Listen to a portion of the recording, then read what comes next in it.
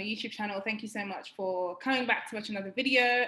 Today I have with me an old friend, Mark. We actually went to university together in England. Obviously, he's like originally from here, from Canada.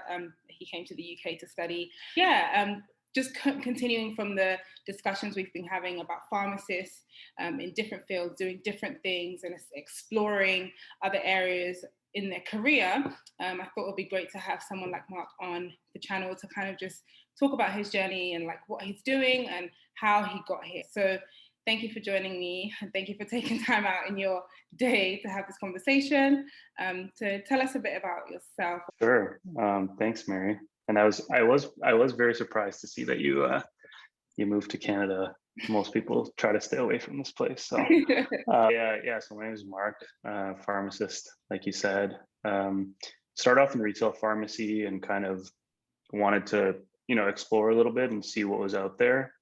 So the first sort of job outside of kind of the traditional roles pretty much fell in my lap. I was kind of just doing some research and looking at what was out there. And there's a company called Think Research about 6 years ago. Applied for a job there as a clinical pharmacist position. And essentially what the job was is the company kind of built these clinical decision support tools. So they essentially help doctors make better, more effective decisions at the point of care. So they started off building these things called order sets, which is like, it's essentially like a pilot's checklist. So if the patient has this, then these are your options, and essentially pick the best option as a prescriber. So the founder created these paper order sets, and then eventually the organization moved a lot more digital, kind of caught up to the rest of, all the other industries that have adopted technology. So they were hiring a clinical pharmacist to help validate, all the clinical content that they produce. So they have an in-house clinical team, physicians, pharmacists, nurses that essentially build and validate the content that then moves on to kind of the other half of the organization, which is software developers and people with kind of more tech brain that essentially package it up into the technology that goes on to be sold to clients, which are, generally hospitals and sometimes governments that, want to put together quality improvement programs. So, a big program here in Ontario was run by Health Quality Ontario, and essentially they leveraged order sets or kind of standardized clinical tools to try to improve the quality of care that's provided. So the general thesis is if you can, standardize care on one side, you can improve outcomes on the other side.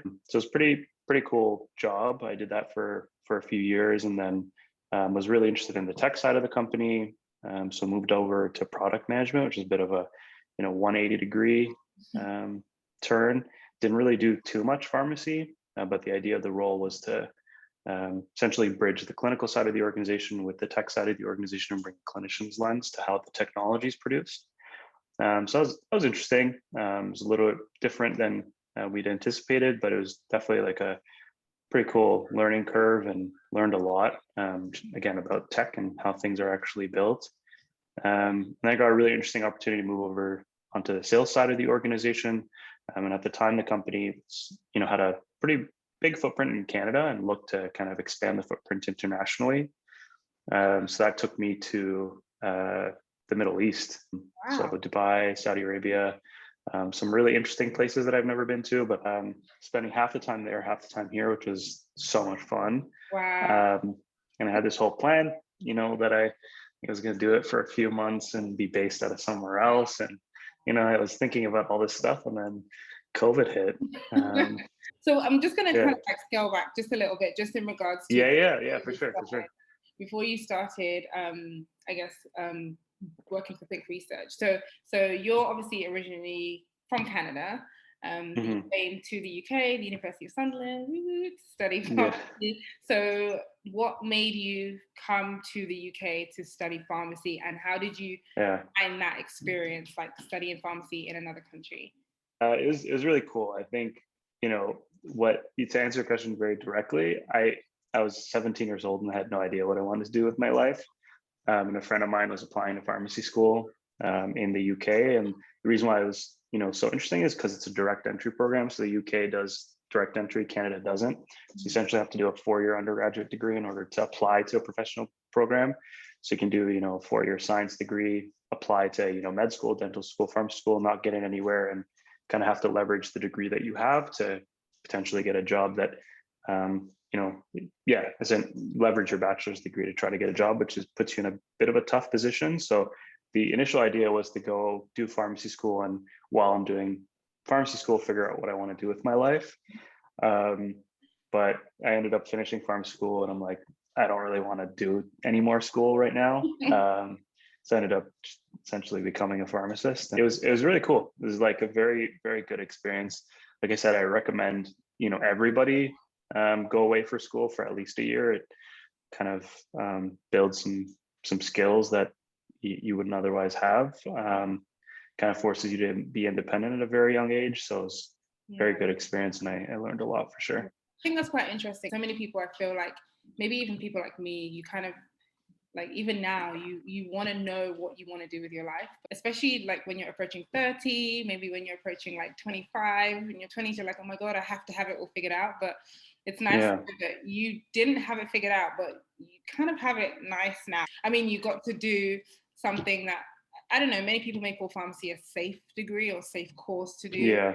But even with that, Sure. you can, like, I guess, diversify and do different things, even with finishing pharmacy. I would honestly, I would say that I still don't know what I want to do with my life. And I think that's okay. The great thing about pharmacy school, or being, in a professional program and, completing a degree and becoming licensed, is that you have a solid fallback. So you can go away and try all these different things. And if, they don't work out, or if they don't pan out the way you would imagine them, then you always fall back onto, a very safe and stable career, like you said. So that's why I kind of still work on Saturdays, is to just have that in my back pocket and make sure that, my license is active. I would never let it lapse or anything like that. I think, again, like I said, it's a super, super great plan B, and we're creatures of purpose at the end of the day. And I feel like healthcare careers, it's much easier to see your purpose. You can have purpose in any career, but I feel like with kind of clinical roles or healthcare roles, it's just very clear to see your purpose. I wanted to just quickly touch on PBC and kind of doing that, and how you found that journey. I know that you probably done the final year exams, and then you probably jumped right into doing PBCs, or maybe. Yeah. So how did you find that? I mean, it was a couple of years ago for you. How did you find it at the time? Yeah, it's been a while. It's kind of crazy to think about, but it's been 6 years now, 7 years since I wrote my PBCs. But I think what I had that was, huge blessing, was to have like a bunch of people around me in my community doing the exam with me. So there are a lot of Canadians that went to the UK to do their pharmacy school, and I had a lot of friends. We have a lot of friends that came back around the same time. So I think it was super, super helpful, was having, a group of people to study together. So I think the advice I would give is, don't do it alone. Always try to find, a group of people to do it with, because you can support each other and kind of riff off of each other and ask questions. I know there are courses that you can take now, structured courses that are, offered by certain organizations that I've heard are really, really good. And again, that allows you to meet people and gives you the ability to engage with a bunch of people. So I think that'd be the advice, is like, don't attempt to do it alone, even though you're pretty far away. I guess the silver lining with this whole COVID thing is that everybody's learned to be remote. So your network grows exponentially as a result of that. So not a lot of people are meeting in person.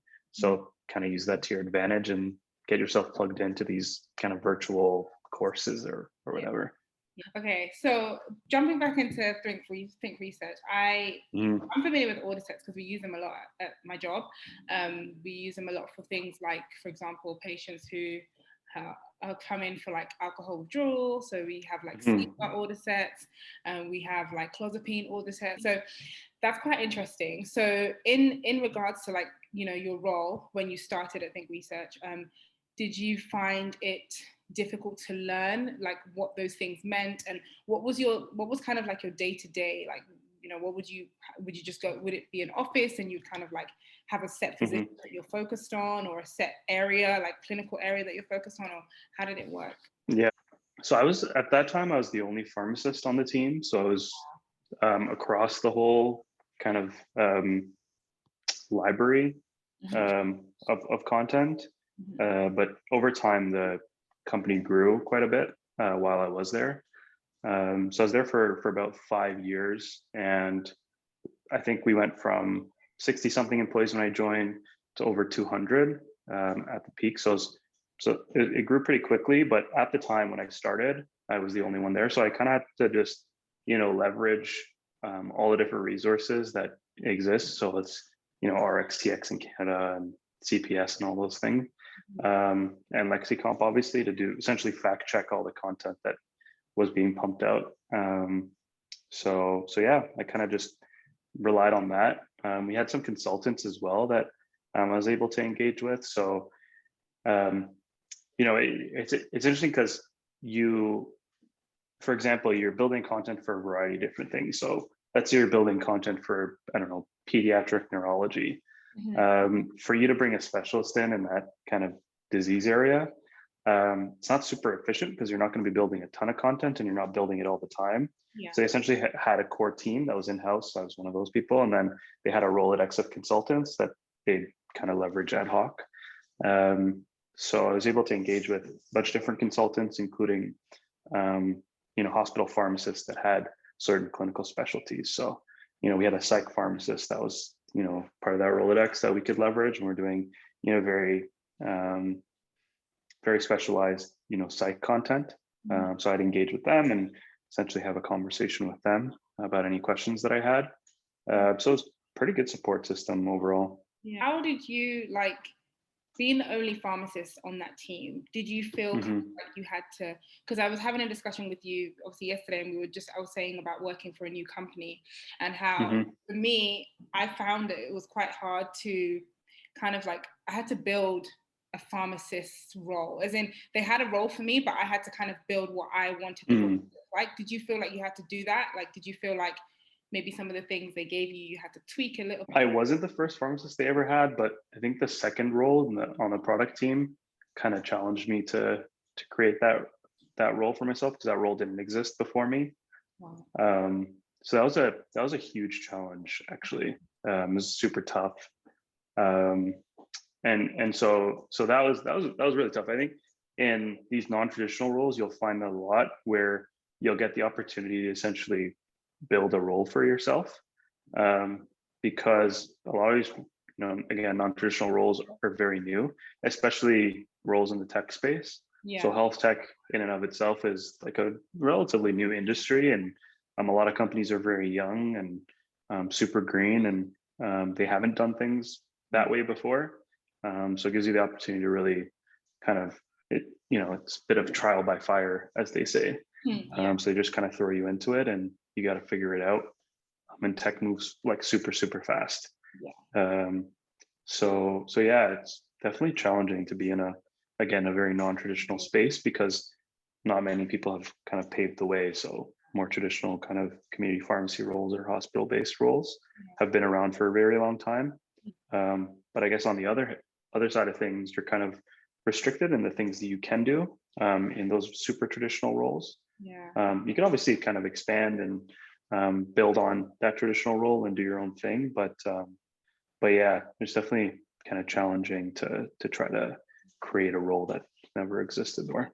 And like, I want to talk about your transition, because you did, like, eventually before you left that role, you became like director and stuff, which is a really big opportunity. Yeah. Like, how did you interview for the first job? Like, was it like, where did you find the job? Did you network? Because one of the things that I've been talking about with all the other guests is kind of like the fact that some jobs you can actually find just from networking. So some people think you have to check on Indeed and stuff, but actually sometimes it's from talking to people and from, so how did you like get into Think Research? Yeah, so Think, I actually, just found the job and I applied to it. Was it and essentially, Indeed or LinkedIn, or do you know? I think it was on Indeed. It's been a while now, but I think it was on Indeed, and I had alerts set for the role. But my current job with my current organization, I found, or I was able to get that job through my network. So people in my network essentially referred me to the role and said, "Hey, these guys are hiring, super interesting role, you should apply." And then they connected me, and that's how I got, my current role with Apply. So yeah, I mean, I got pretty lucky just applying the traditional route for Think, but I think nowadays market's pretty competitive. And I don't think submitting a resume is enough. I think reach out to the hiring manager if you can, and ultimately just build your network out, and just connect with people. I think LinkedIn is an amazing tool. I'm like big proponent of that, and expect a bunch of people not to reply, but the handful that do reply, I think they end up being really good conversations, and you end up building a solid network. And then also, like, as you grow in your career, you just pay it forward and do the same for others. And I think that's what makes the LinkedIn world go round ultimately. So here in Canada, like, networking it goes a longer way than it did in England. For me, that's just what I feel like. In England, yes, it's about who you know, but it's kind of like what, like, are you smart? What uni did you go to? What grade did you get? Did you apply for the job and all that kind of stuff? What experience do you have? Whereas here, yes, experience is very, very important, but I also feel like, who goes a long way. Like, yeah, I mean, that's been my experience, to be honest. I think that, networking is just a part of life. And I think just relationship building is super important. And I think relationships should all be mutually beneficial. So I think, I think that's an important point too, is like, as you network, you offer to help each other out too. Obviously, sometimes it may weigh a little heavier on the more senior person to help you out. But yeah, I think you just need to network and build that network of people. And again, you help each other out where you can. But I think it definitely does go a long way. So whilst you're at Think Research, you became a director, and you also like traveled and stuff, which I had no idea about. So how did that how long did you do the traveling for, and how did you get into like becoming the director before you moved on? It was a little short-lived, the traveling part, again, because of COVID. So I started that job at the end of December 2020. And I did the 2 weeks on, 2 weeks off thing, or like 2 weeks of travel, January, February, and March. And the plan was to just do that every month for a year or so. But yeah, it was amazing. Like, the experience was awesome. You went to was it just Dubai, or where else did you go? Mainly Dubai and Saudi Arabia. So we had a few clients in both those countries, or actually I should say the UAE and Saudi Arabia, in both those countries. So I spent a lot of time there. And so I speak Arabic, so it's kind of a good fit for me. But yeah, it just worked out well. I think that's another good thing to do, because I think it helps. Yeah. Especially with Canada being like bilingual in terms of French. Do you speak French? Very terribly. So I have a friend who's also a pharmacist. He started a French course recently, and I've been thinking about doing that, because it does. But you're right, it does go a long way, especially if you want to move into kind of pharma or government. It's a huge plus. Government roles, a lot of them are like, even hospitals. Like with my role, I think one of the things they did ask for was, it would be an asset, like, to be able to speak French. But for sure. And was it like, did you meet other people who maybe were like from other countries and were visiting the UAE and Saudi Arabia? Like, how did you find that? Yeah, it was really cool. Going back to the networking thing, I think what really helped is, I had friends who had friends in those areas, so I was able to, spend time with them and hang out with them. And I was able to kind of build my network there, which was really cool. So I have a couple of friends that connected me with people in Saudi and people in Dubai that I was able to spend some time with, which was awesome. So yeah, it was cool. It was like great experience. In terms of like, when you came back to Canada for the 2 weeks, like, did you have to still work with those clients? And so how did you balance the time difference and things like that? What were your work hours like? Was it kind of place? It was pretty chaotic being back here. So working with international clients during the time that I did do that. So I did that for about a year. There were a lot of like 5 a.m. Meetings, which forced me very quickly to be a morning person. But yeah, it was pretty challenging. I think just again, the world that we live in now, everybody's connected Mhm. remotely, so there's not a lot of travel, so you're forced to do kind of those 5 a.m., 6 a.m. calls depending on the time zone. So I did that a lot. It was pretty chaotic, but you get used to it, and it's not like you're waking up at like 3 in the morning to do a call, for example. 5 a.m., 6 a.m. is not the worst thing in the world. So yeah, I did that a lot. So just going through Think Research, becoming a director, did you apply for that role, like to be the director? Or? I think it just kind of worked out really well. So because I knew the clinical side of the company and the tech side of the company, and I spoke the language in that region, it was a particular region of interest for the organization at the time. I think it was just a good fit. And they said, they asked if I was interested, and I said yes, and kind of just worked out. And there was some conversation about me spending, an extended period of time there. Again, but with COVID and all that stuff, it just didn't work out as well. So the job kind of remained remote. But no, I didn't really have to apply for it. It just kind of worked out, and that's kind of the benefit of a small organization, I would say, is you're kind of given the opportunity to run with things if you want to do them. So with larger, kind of more corporate organizations, you're not given that opportunity that much.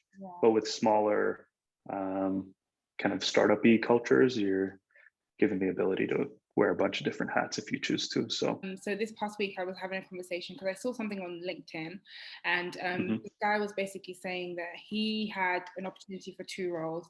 One of the roles was, I think, paying a bit more than, so role A was paying more than role B. However, role B was going to give him more opportunity to essentially have faster promotions, more experience and stuff like that. He decided to go with the role that would pay less but give him more experience. Did you find like in going into Think Research now, I don't need you to give me like exact numbers. Did you find that the pay was better than like working in a pharmacy? Did you find that like maybe it started off low, but you knew you would get more experience and essentially grow like in terms of your salary and stuff? Like what was your, in terms of like money wise, what were your thoughts around that? Yeah, it was never better than working at a pharmacy. I think, still to date, community pharmacy pays pretty well. So for the majority of the time that I was there, I would say I wasn't making as much as I would if I were to work, full time at a pharmacy. With that said, though, I think, I got a lot of things in return. So, you get paid vacation, for example, that you wouldn't get, for example, in community pharmacy. The hours were pretty, normal, 9 to 5, Monday to Friday. And you get to travel for work, which is cool. So there are a lot of things that I got out of it that I wouldn't have gotten in retail. And also, at the time I wasn't doing it for the money. I really kind of wanted to see how far I could go with, this health tech thing. And I'm still kind of in this space, again, with this new organization. That's super exciting. I wouldn't have gotten the current job that I'm in if it wasn't for my experience at Think. So I think, investing in your future and not really thinking about making a ton of money right now is probably a good idea, because money will come. I think experience is and I think experience is the most important thing. Like I feel like there has to be a time where you have what we call delayed gratification. So in the sense that like I'm going to spend like a year and a half just focusing on building my knowledge, my skills, experience, my network, meeting new people, and maybe working in a role that doesn't pay me like 200K, but gives me like what I need for my future, right? So, you having this ton of experience, I feel like gives you kind of more opportunities in the future. Even if you were to go to another country, like if you say, oh, I'm going to go to the US and stuff, they see your resume and they're like, wow, like he's done all these amazing things. And that could open a door for you potentially that pays you way more than maybe you kind of expect, right? But I feel like sometimes people look at the pay immediately. Okay, how much is it paying me? And I guess people's situations are different. Some people have families, kids, and stuff like that, people to feed, and they have to look at that. But I guess it's interesting to know that, you kind of worked your way through and got all the experience and had more benefits essentially than maybe working in a pharmacy could have given you. Yeah, and that'll always be there, right? Community pharmacy, all these, all those things will always be there. I think, again, like leverage the opportunity that you have as a licensed professional to go off and try new things. And if they don't work out, they don't work out. You can come back to kind of the more traditional role that hopefully be, waiting for you when you're ready. So So yeah, I don't regret it at all. And I think Yeah. I've learned a lot over the years. So Yeah. So last a couple of questions. So you work for a completely new company now. It's probably more tech based as far as I'm aware. Like what kind of stuff is it that you're doing now? And do you feel like yeah. your pharmacy knowledge is like running away because you're like doing all this tech stuff? How do you keep it together? Yeah, I think this current role is a lot less clinical. Um, it's kind of leveraging my experience as a clinician, but it's a lot less clinical in the sense that I'm not kind of working with medical information, I'm not kind of building my clinical knowledge. So it's a company called Apply Digital, and they're essentially an agency that supports a variety of different organizations build out their digital presence. What I mean by that is like anything from websites and apps all the way through to helping organizations think about how to engage with their customers, and their customers could be patients, could be physicians, could be anyone. So, they work with, Lululemon, Disney, but that's been really, really cool, is just helping them build out their entire digital presence.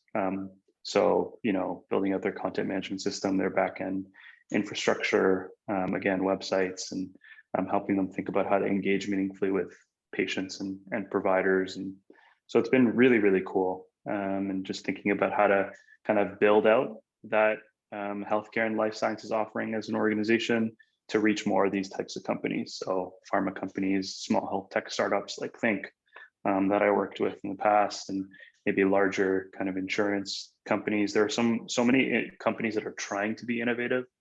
So many companies that have grown up in kind of the old school healthcare world that are really trying to kind of break into that digital space and don't know how to, and need the help of companies like Apply to do that.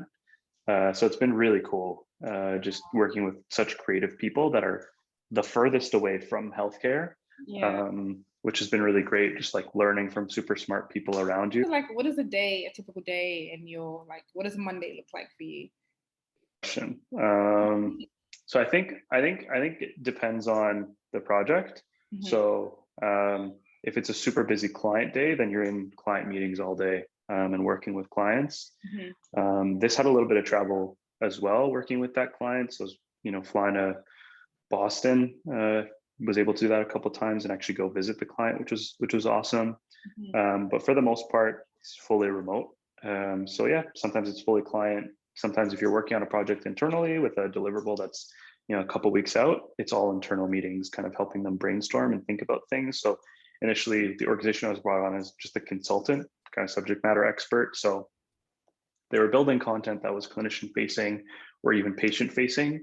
I would come in and say, hey, this makes sense clinically. This doesn't make sense clinically. Doctors live their lives this way. They don't live their lives this way. So maybe, market this in this way, or, position the website or the information in this way because it'll resonate more with clinicians. So just bringing, that, again, clinical background and clinical insight into play was the initial kind of idea.